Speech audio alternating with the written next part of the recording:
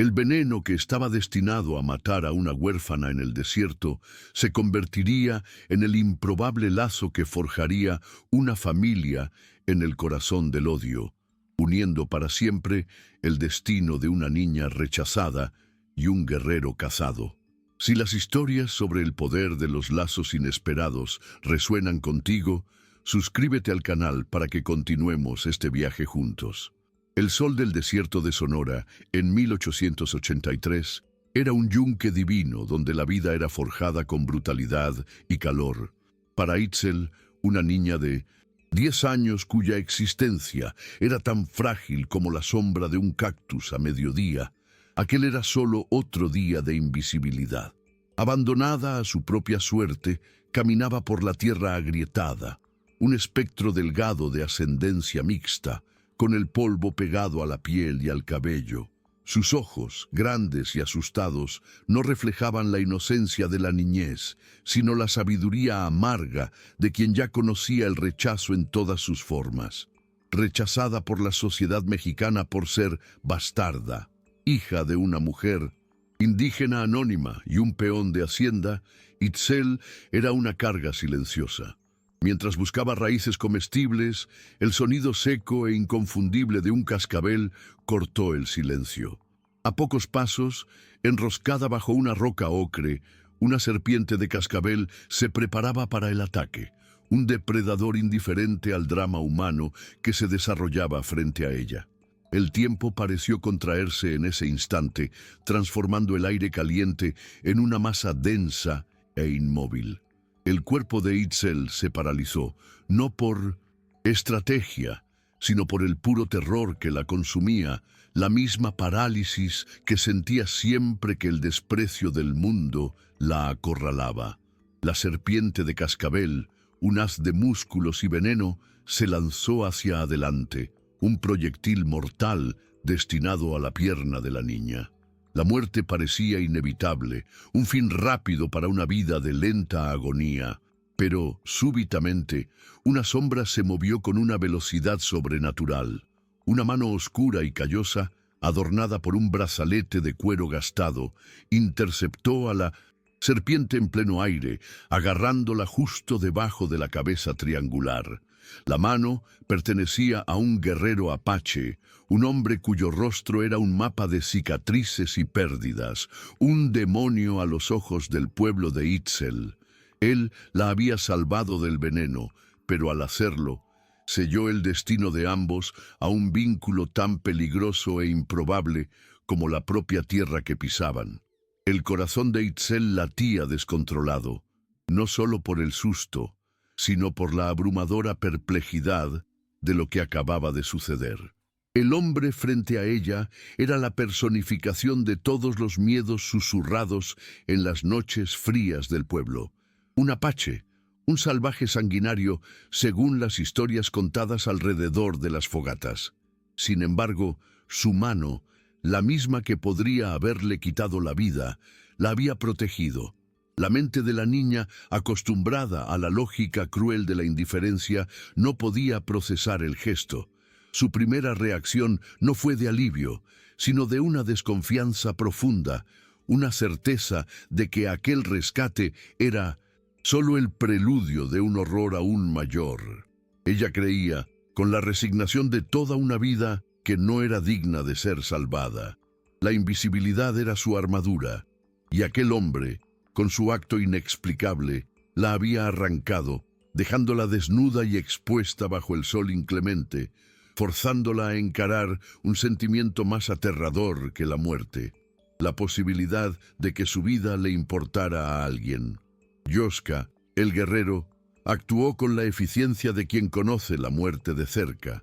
Con un movimiento preciso, le rompió el cuello a la serpiente y la arrojó lejos. Su rostro permaneció como una máscara impasible, pero sus ojos, oscuros como obsidiana, analizaban a la niña temblorosa. Él vivía en un mundo donde la compasión era un lujo peligroso.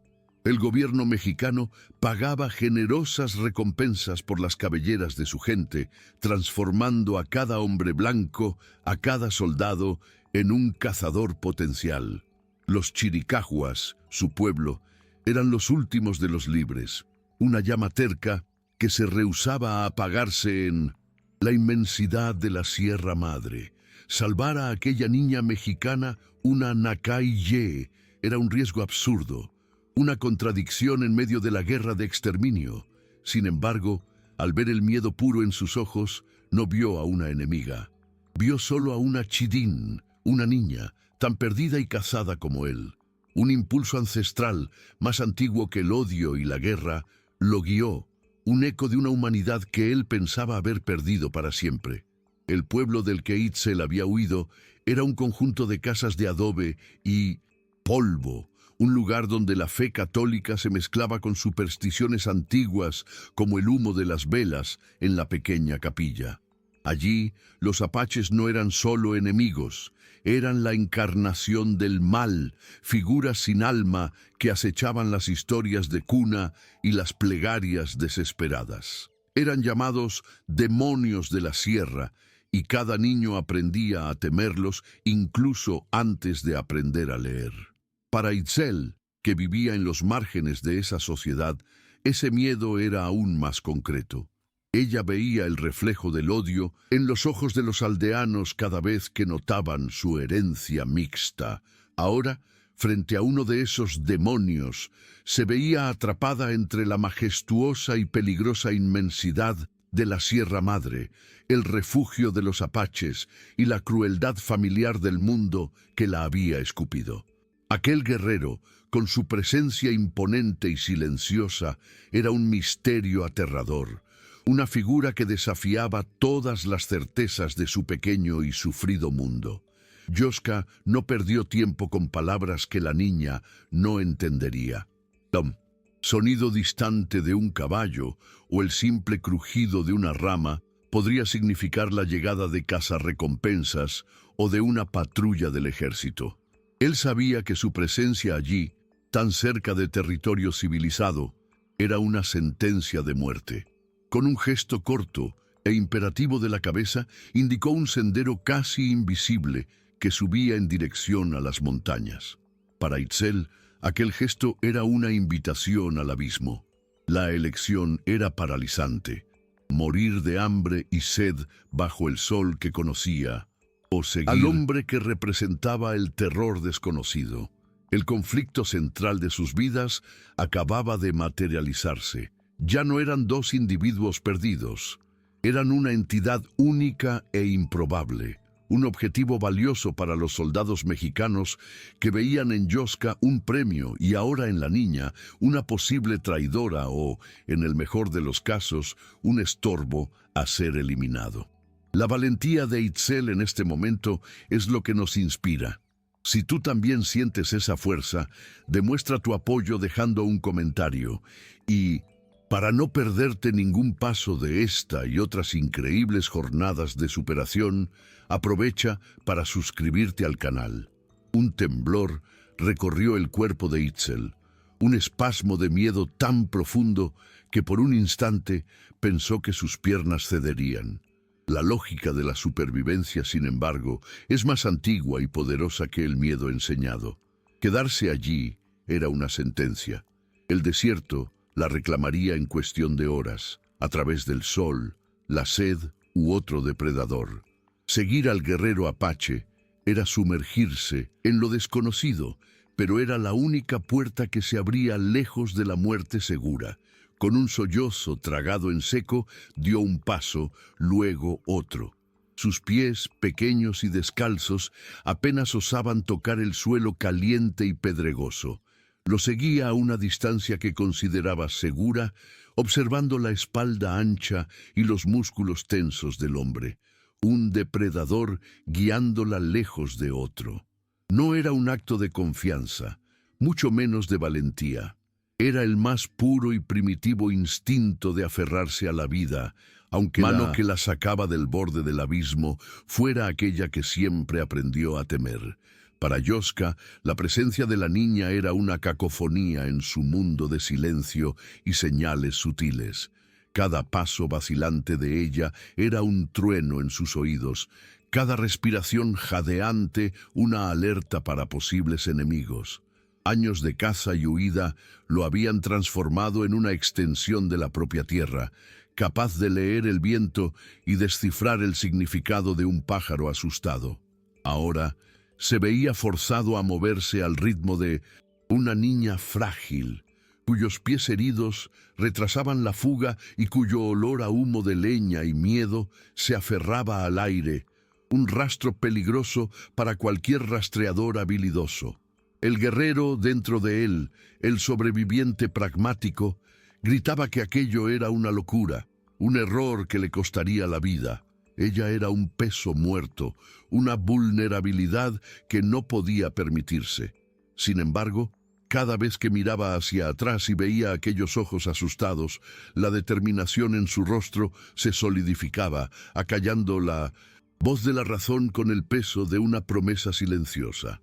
Tras horas de una ardua subida que llevó a Itzel al límite de sus fuerzas, alcanzaron un campamento escondido, un refugio apache anidado en una depresión rocosa, invisible para quien mirara desde abajo. La llegada de Yoska fue recibida con silenciosos asentimientos de respeto, pero las miradas se transformaron en cuchillas afiladas cuando notaron la pequeña figura que se escondía detrás de él. Una guerrera, de rostro anguloso y ojos que ardían con el recuerdo de pérdidas incontables, se acercó. Su nombre era Nakia. No vio a una niña asustada, vio la semilla del enemigo, una contaminación traída al corazón de su pueblo. Su voz, baja y cargada de desprecio, cortó el aire. ¿Qué es esto, Yoska? ¿Ahora cazas ratones mexicanos? La acusación era clara y pública, desafiando su decisión frente a toda la banda. Para ellos, la niña no era una huérfana rescatada, sino un mal presagio, un lazo con el mundo que los cazaba y que, por derecho, debía ser cortado sin piedad. La hostilidad de Nakia no había nacido de la nada. Era un espejo sombrío del propio Yoska, un alma forjada en el mismo yunque de dolor y guerra, pero cuyo resultado había sido diferente.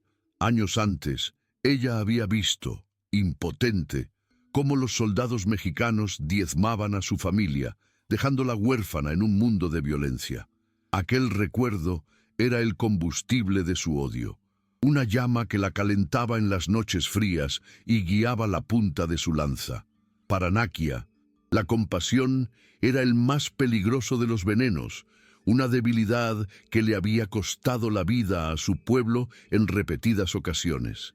La actitud de Yoska, al proteger a una niña de la misma estirpe de sus asesinos, era más que una imprudencia táctica. Era una traición profunda a la memoria de sus muertos. A sus ojos, cada respiración de Itzel era un insulto, y la protección ofrecida por Yoska era la prueba de que él había olvidado el precio de su supervivencia. Un corazón tan duro e impenetrable como las rocas de la Sierra Madre. Yoska enfrentó la mirada de Nakia sin retroceder. Su voz, cuando finalmente habló, era grave y resonaba con la autoridad de un guerrero probado en innumerables batallas. Es una niña. El desierto iba a matarla. Dejarla para las serpientes no es el camino de un hombre. No intentó justificar sus sentimientos, solo afirmó un hecho arraigado en un honor más antiguo que la guerra actual. Al invocar la esencia de su identidad como pueblo, transformó la discusión de una cuestión estratégica a una moral, desafiándolos a mirar más allá del odio. Algunos de los más ancianos desviaron la mirada, una señal de conflicto interno, pero los guerreros más jóvenes, cuyas vidas enteras habían sido definidas por la guerra contra los mexicanos, permanecieron del lado de Nakia. La semilla de la discordia estaba plantada. Yoska había salvado a Itzel del desierto, pero la había llevado a un nido de víboras, donde la amenaza no venía del veneno, memoria y el dolor de su propio pueblo. Para Itzel, el campamento era una pesadilla sensorial. La lengua gutural de los apaches la envolvía, cada palabra un sonido indescifrable que parecía cargar una amenaza. Las miradas la seguían por todas partes, penetrantes y llenas de una animosidad que podía sentir físicamente, como el calor de una fogata muy cercana. Los olores eran extraños e intensos: carne seca, humo de un tipo diferente de madera, el olor penetrante de hierbas que no conocía.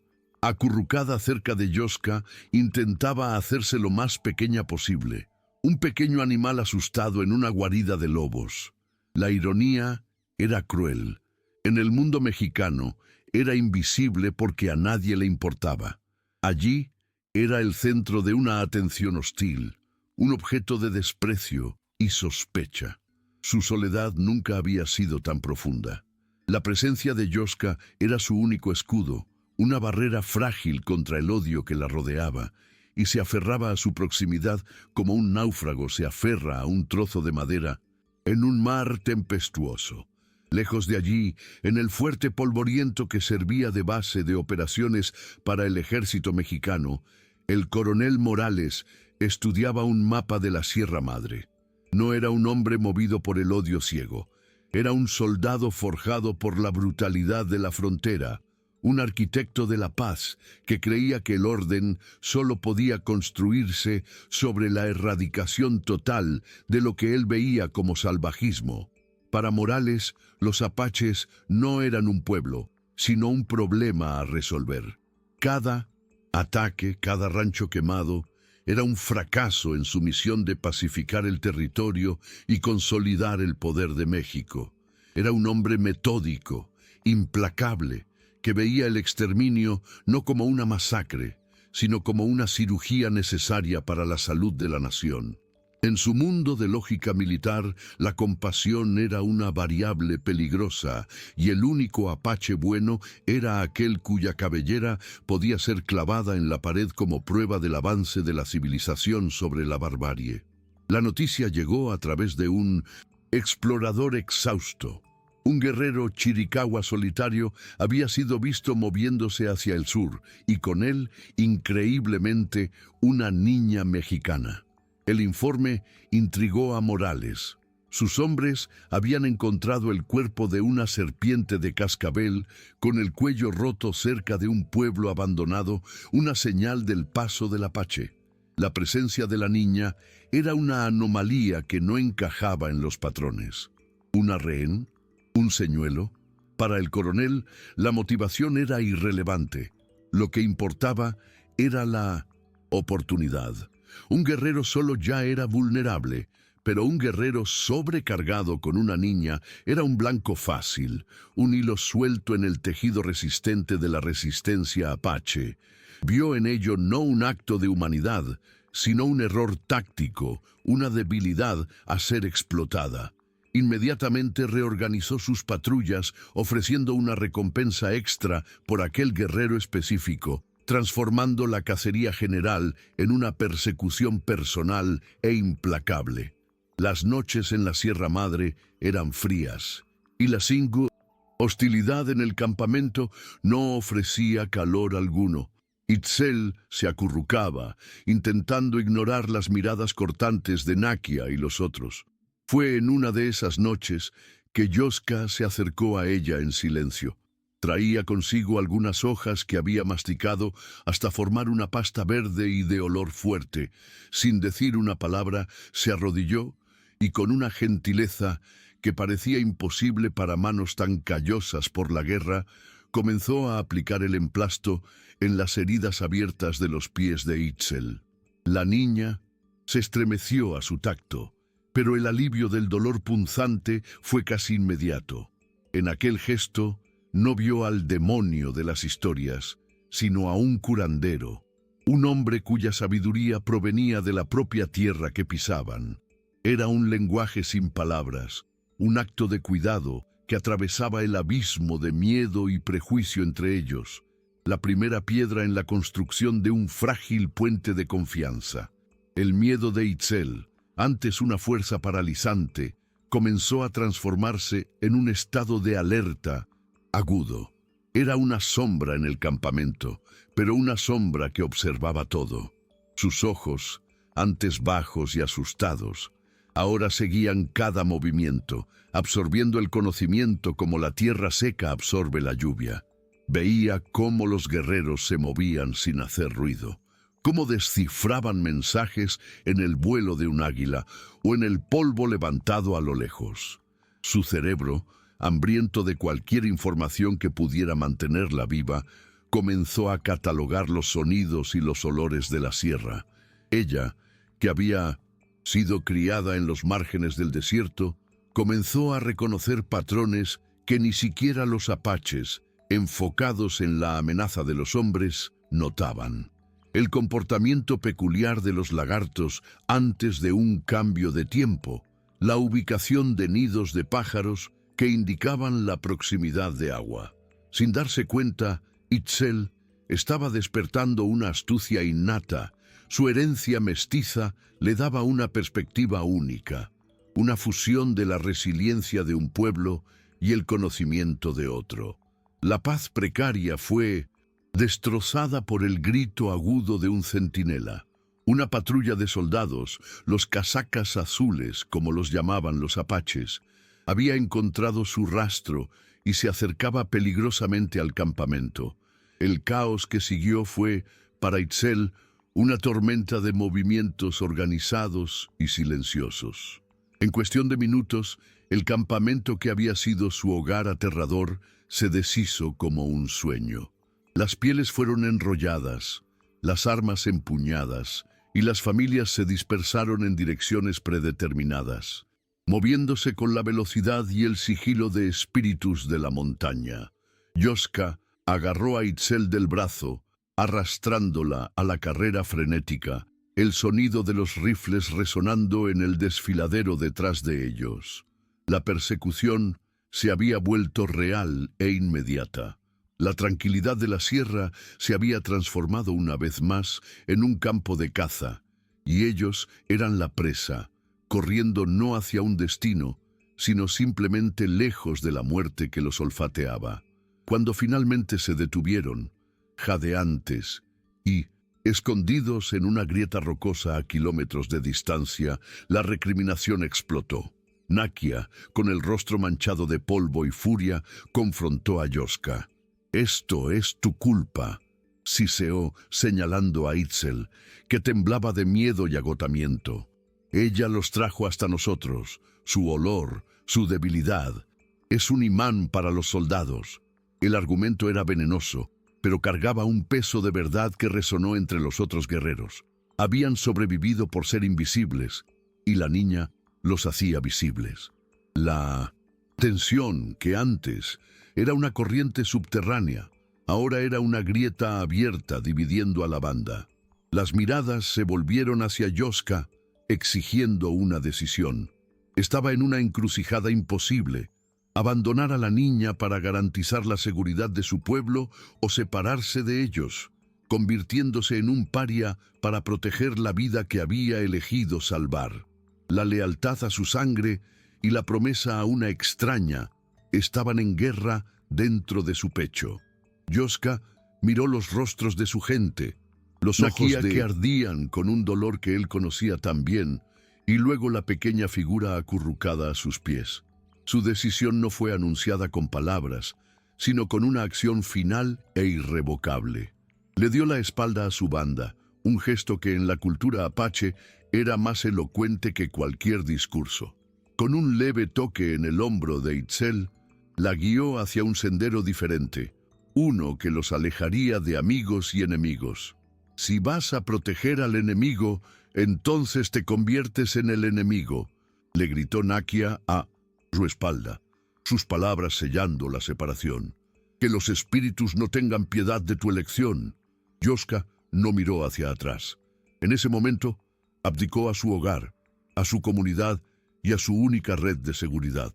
Él y la niña estaban ahora verdaderamente solos, una nación de dos individuos casados por el mundo mexicano y exiliados del suyo propio, con la inmensidad salvaje de la Sierra Madre como única testigo y refugio. Itzel, caminando junto a Yoska en la quietud aterradora que siguió, sintió que algo se rompía dentro de sí. La muralla de miedo y autodesprecio que la había definido toda su vida comenzó a derrumbarse. Acababa de presenciar a un hombre abandonar todo lo que conocía y amaba por ella. Una niña que se consideraba menos que nada. Su sacrificio era una fuerza tan abrumadora que aniquilaba la creencia de su propia inutilidad. Por primera vez, un sentimiento que no era miedo comenzó a brotar en su pecho. Una ola de culpa aplastante, pero también una feroz y naciente lealtad. Ya no era solo una víctima arrastrada por los acontecimientos. La elección de Yoska la había transformado en su responsabilidad. El peso de esa deuda era inmenso, pero también le daba un propósito. Necesitaba sobrevivir no solo por sí misma, sino para validar el sacrificio de él, para demostrar que su vida, la vida que él había elegido proteger, tenía al final algún valor. La soledad en el desierto era una nueva forma de prueba. Sin la fuerza de la banda, cada día era una batalla más ardua por la supervivencia. El hambre se convirtió en una compañera constante, y el silencio entre ellos era llenado solo por el viento y el sonido de sus propios pasos. Fue en ese vacío que Yoska comenzó a transformar a Itzel de una carga en una aliada. Le enseñó el lenguaje secreto de la tierra. Le mostró cómo la inclinación de un girasol del desierto podía indicar el oeste y cómo el musgo en una roca siempre buscaba la humedad del norte. Le enseñó a diferenciar el zumbido de abejas inofensivas de aquel que indicaba la presencia de agua.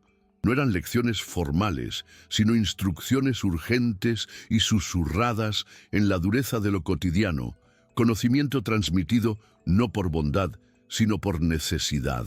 Para sobrevivir, ambos necesitaban ser los ojos y los oídos del otro, una pequeña y terca tribu de dos contra la inmensidad salvaje y los hombres que los cazaban.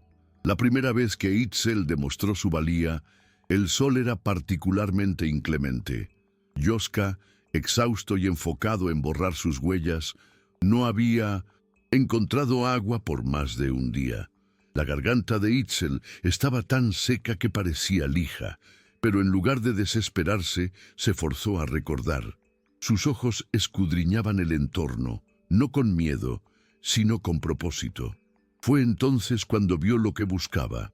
Una pequeña parvada de pinzones del desierto desapareciendo en una grieta en la base de un paredón rocoso. Era un detalle que había aprendido a asociar con humedad. Vacilante, tiró de la manga de Yoska y señaló. El guerrero siguió su sorpresa y el escepticismo iniciales, dando paso a la comprensión. Al investigar, encontraron un pequeño manantial, un charco de agua lodosa y preciosa escondido en las sombras. Yoska no dijo nada, pero cuando se levantó, después de beber, la miró e hizo un breve asentimiento con la cabeza. En aquel gesto, Itzel sintió que el peso del mundo disminuía sobre sus hombros. Ya no era solo la protegida, era una proveedora. La paciencia del coronel Morales era tan vasta y árida como el desierto que Pintaupu pretendía conquistar.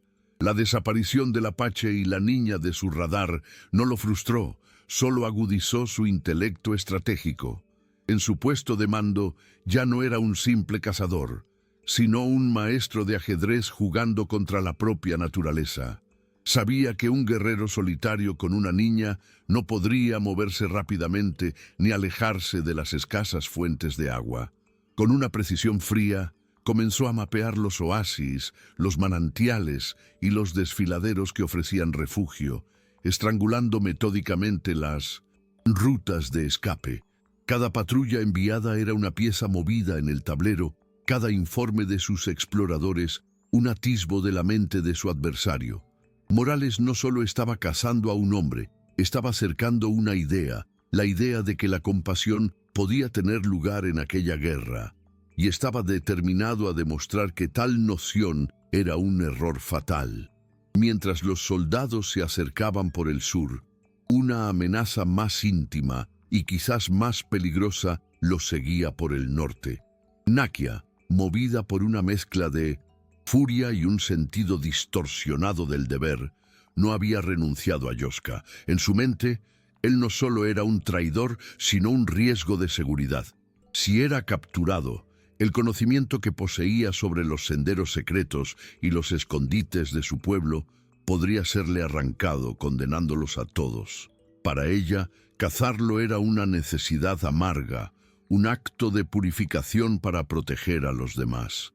Acompañada por un pequeño grupo de guerreros que compartían su visión intransigente, seguía las huellas casi imperceptibles de Yoska, su habilidad como rastreadora rivalizando con la de él. Ella no traía la muerte ruidosa de los rifles de los soldados, sino una amenaza silenciosa, el peligro de una cuchilla en la oscuridad, guiada por un dolor que solo un hermano de sangre podría infligir. La trampa comenzó a cerrarse con la sutileza de una telaraña siendo tejida a su alrededor. Yoska sintió el cambio en el aire antes de poder verlo. El comportamiento de los animales era extraño. Los coyotes no aullaban durante el día, a menos que fueran perturbados por una presencia extraña en las llanuras de abajo. Más tarde, encontró un marcador de sendero apache, una pequeña piedra sobre otra, pero estaba sutilmente alterado. Una señal que solo un chiricahua como él reconocería como una advertencia o una trampa dejada por Nakia. El cerco era tanto físico como psicológico. Por el sur, el avance metódico de los soldados de Morales. Por el norte, la persecución implacable y conocedora de sus antiguos hermanos. El vasto territorio que antes representaba la libertad, ahora se había transformado en un corredor estrecho, un cañón cuyas paredes se acercaban a cada paso, empujándolos hacia un enfrentamiento inevitable donde no habría escapatoria. Esa noche, la tensión era una presencia física en el pequeño refugio rocoso que habían encontrado. Yoska permaneció de guardia, su cuerpo una estatua de agotamiento y alerta, la silueta de un hombre cargando el peso de dos mundos. Itzel lo observó desde la oscuridad, su pequeño corazón oprimido por un nuevo sentimiento de empatía protectora. Ella, que siempre había sido la receptora de cuidados, sintió la necesidad de ofrecer consuelo. En silencio, se acercó y extendió la mano, ofreciéndole un puñado de bayas dulces que había encontrado y guardado, junto con el último sorbo de agua de su cantimplora. No era mucho, pero era todo lo que tenía. Yoska miró las bayas en la mano sucia de la niña y luego sus ojos, que ya no reflejaban solo miedo, también preocupación y solidaridad. En aquel gesto, la dinámica entre ellos se completó. Ya no eran guerrero y huérfana, sino una familia, unida por la adversidad y por un cuidado mutuo que florecía en el más árido de los suelos. La persecución los empujó a las garras de un cañón estrecho, un callejón sin salida geológico que la naturaleza había creado como una trampa perfecta. Paredes de roca roja se elevaban vertiginosamente a ambos lados, lisas e implacables, ofreciendo pocos puntos de apoyo. La entrada principal, por donde habían sido forzados a entrar, era ahora la boca de la ratonera y podían sentir la presencia de los soldados de Morales posicionándose para cerrar la trampa. Por el borde superior del cañón, del otro lado, Yoska sabía que Nakia y sus guerreros estarían esperando, observando como águilas listas para descender sobre la presa herida. El aire se volvió pesado, cargado con la certeza del enfrentamiento inminente. Para Yoska, un guerrero experimentado, el terreno dictaba el resultado de la batalla, y aquel terreno gritaba solo una palabra: masacre. Se preparó mentalmente ya no para la huida, sino para la última y más noble lucha de su vida: morir protegiendo a la niña que se había convertido en su razón de vivir. Mientras Yoska buscaba una posición defendible para su última resistencia, Isel miraba las formaciones rocosas, no con la mirada de un guerrero, sino con el eco de recuerdos olvidados. Un escalofrío de reconocimiento recorrió su espina dorsal. Conocía ese lugar, no por haberlo visitado, sino por las historias susurradas con miedo por los viejos peones en la plaza de su antiguo pueblo. Hablaban de un lugar maldito, un cañón de donde pocos regresaban, y de un pasaje traicionero conocido como la Garganta del Diablo. Era una ruta considerada suicida, una escalada peligrosa por una chimenea de roca oculta que, según la leyenda, llevaba fuera del cañón. El conocimiento que había absorbido pasivamente, los cuentos que eran solo ruido de fondo para su vida de miseria, de repente se convirtieron en el arma más poderosa que poseían. Mientras Yoska se preparaba para la muerte, Itzel, la huérfana invisible, sostenía en su mente la única e improbable llave para la vida. El primer disparo resonó por el cañón como el crujido de un hueso, amplificado por las paredes de roca hasta convertirse en un trueno ensordecedor. Los soldados de Morales avanzaron por la entrada, sus siluetas oscuras moviéndose en una formación disciplinada, mientras desde lo alto flechas silbaban, cortesía de Nakia y sus guerreros que creaban un fuego cruzado mortal. Acorralado, Yoska se convirtió en un fantasma de furia y precisión. Se movía entre las rocas, su arco cantando en respuesta a los rifles, cada flecha encontrando su blanco con una economía de movimiento letal. Pero la matemática de la batalla era cruel. Eran demasiados. Una bala rebotó en la roca a su lado y un fragmento de plomo desgarró el músculo de su hombro, haciéndolo gruñir de dolor. La herida no era fatal, pero la sangre que comenzó a manchar su camisa era un cronómetro, marcando los segundos que les quedaban antes del fin inevitable. Viendo a Yoska vacilar, la sangre escurriendo por su brazo, algo dentro de Itzel se solidificó, transformando su miedo infantil en una resolución fría y afilada. El terror que la había paralizado toda su vida fue súbitamente eclipsado por un pavor aún mayor, el de perder a la única persona que la había hecho sentir que su vida importaba. «No», gritó, su voz sorprendentemente firme. «Yoska, hay una salida, la Garganta del Diablo». Lo jaló detrás de un saliente rocoso, señalando una fisura casi invisible en la pared del cañón. Pero sabía que solo mostrar el camino no era suficiente. Necesitaban tiempo. En una fracción de segundo, la niña que un día se escondiera del mundo formuló un plan. Su conocimiento del terreno, de las pequeñas cosas, se convirtió en su arma. Ya no iba a esconderse, iba a luchar, no con la fuerza de un guerrero, sino con la astucia de una sobreviviente. Con el corazón martillando contra las costillas, Itzel actuó. Había notado durante la subida un montón inestable de piedras en un saliente justo encima de la posición de los soldados. Era un tipo de trampa natural que los trabajadores locales siempre advertían evitar. Mientras Yoska mantenía ocupados a los atacantes con su arco, ella se escabulló por una grieta, subiendo con una agilidad nacida de la desesperación. Usando una rama seca y toda la fuerza de su cuerpo delgado, empujó la roca principal que servía de cuña para las otras. El efecto fue instantáneo y devastador.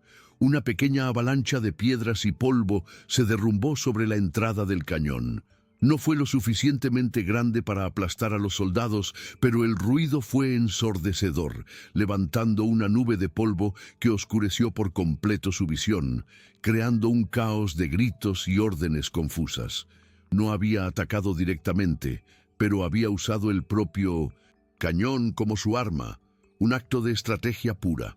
La distracción fue la obra maestra de una estratega improbable.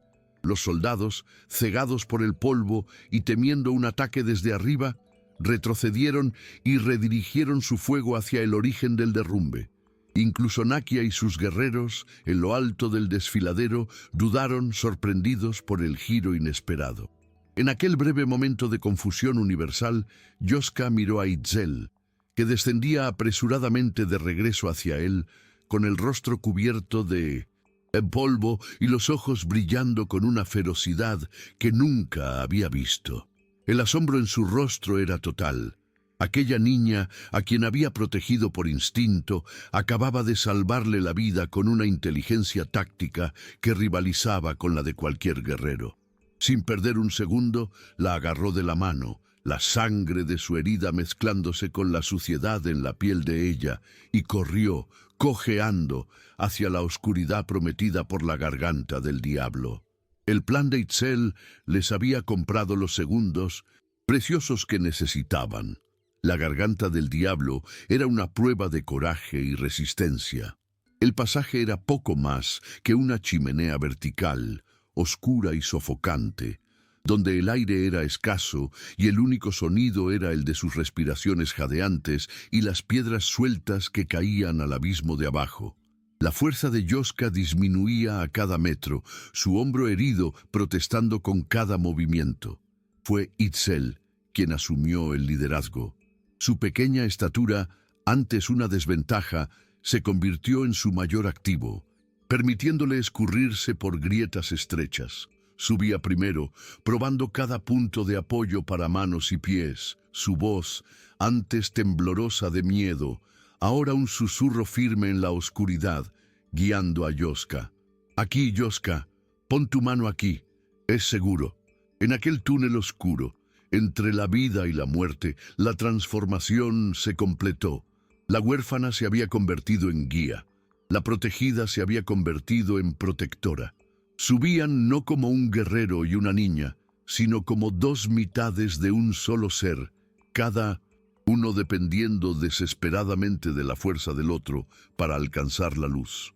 Emergieron de la grieta al aire enrarecido de la cima de la meseta, jadeantes, heridos, pero vivos.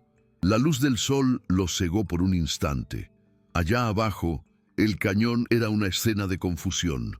El polvo de la distracción de Itzel aún se asentaba, y los gritos de los soldados y apaches resonaban, frustrados, mientras buscaban en vano a sus objetivos desaparecidos. Desde su posición elevada, Itzel y Yoska observaron a sus cazadores convertirse en figuras pequeñas e impotentes, sus amenazas perdidas en el viento de la montaña. No hubo un enfrentamiento final, ni una victoria gloriosa. La resolución llegó en silencio, en la conquista de una libertad compartida, comprada con inteligencia y sacrificio. Habían escapado de la trampa, dejando atrás no solo al coronel Morales y a Nakia, sino también a las versiones antiguas de sí mismos. La guerra allá abajo continuaría, pero allí, en la cima del mundo, habían encontrado una paz momentánea, una victoria que les pertenecía solo a ellos. En los días que siguieron a la huida, la adrenalina de la batalla dio paso a un viaje lento y doloroso de recuperación. La herida de Yoska, infectada y febril, lo dejó débil, forzándolo a depender de Itzel de una forma que nunca imaginó posible. La niña, por su parte, abrazó la responsabilidad con una determinación silenciosa. Usando las lecciones que él le había enseñado, encontraba raíces comestibles, ponía pequeñas trampas para roedores y localizaba hierbas para limpiar su herida. Lo guiaba pacientemente, apoyándolo cuando tropezaba, su pequeña estructura convirtiéndose en un pilar de fuerza inesperada. Con cada acto de cuidado, cada pedazo de comida compartido, tejían un hilo más en su lazo familiar, un lazo forjado no por sangre, sino por el fuego de la prueba y la reciprocidad de la supervivencia. El guerrero que la había salvado de la muerte ahora era salvado por ella, en un ciclo de cuidado que equilibraba la balanza de sus vidas. Tras semanas de caminata, siguiendo el curso de un río desconocido, encontraron un lugar que parecía existir fuera de los mapas de la guerra y del odio. Era un pequeño valle escondido, una comunidad aislada donde las fronteras entre culturas parecían haberse disuelto. Allí vivían familias de mestizos, renegados mexicanos e incluso algunos indígenas de otras tribus que habían abandonado los conflictos, todos buscando una existencia pacífica. No hicieron preguntas sobre el pasado de Yoska e Itzel, solo vieron a un hombre herido y a una niña exhausta y les ofrecieron comida y refugio. Por primera vez en mucho tiempo, Itzel se durmió sin el miedo de una emboscada, y Yoska pudo cerrar los ojos sin la necesidad de mantener la vigilia. El sonido de la persecución finalmente desapareció, reemplazado por el murmullo suave del río y las voces de personas que, como ellos, habían elegido la paz en lugar de la guerra.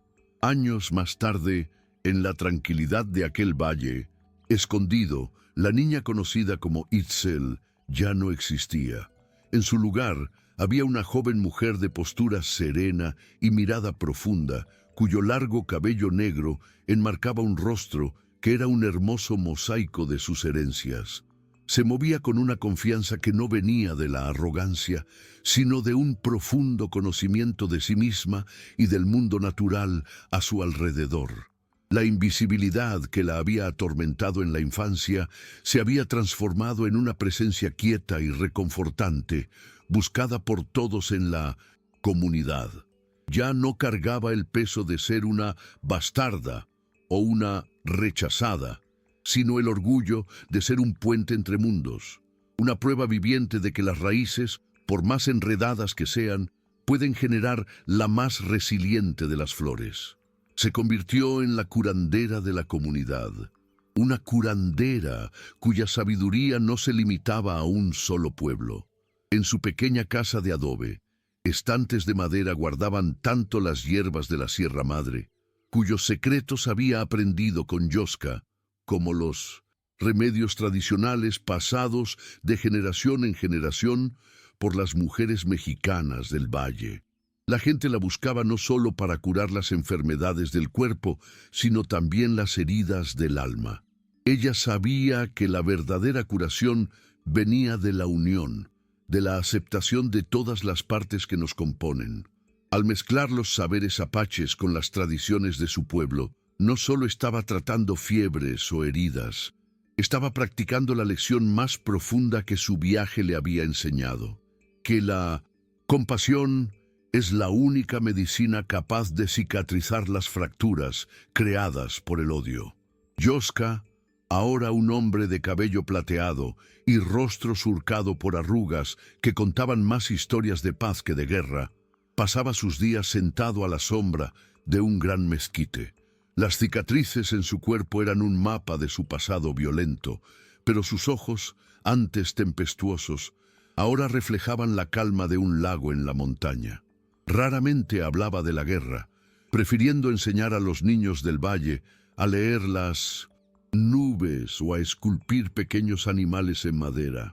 Había encontrado su paz no en el filo del cuchillo o en la punta de la flecha, sino en la risa de Itzel, en el respeto de la comunidad y en la certeza de que había construido algo infinitamente más duradero que cualquier victoria en batalla: una familia.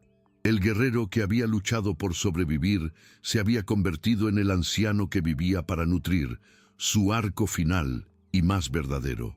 La historia de Itzel y Yoska nos enseña que la resiliencia no es sobre no caer, sino sobre la fuerza que encontramos para levantarnos, muchas veces con la ayuda de la mano más inesperada. El veneno que debería haber sido el fin de una vida se convirtió en el antídoto para el odio de dos almas, demostrando que la humanidad puede florecer en los lugares más áridos, desafiando las fronteras impuestas por la guerra y el prejuicio. Si este mensaje tocó tu corazón, suscríbete y comparte esta historia para que más personas puedan inspirarse. Será un honor saber desde dónde nos ves, así que deja tu comentario abajo. Muchas gracias por tu compañía y hasta el próximo viaje.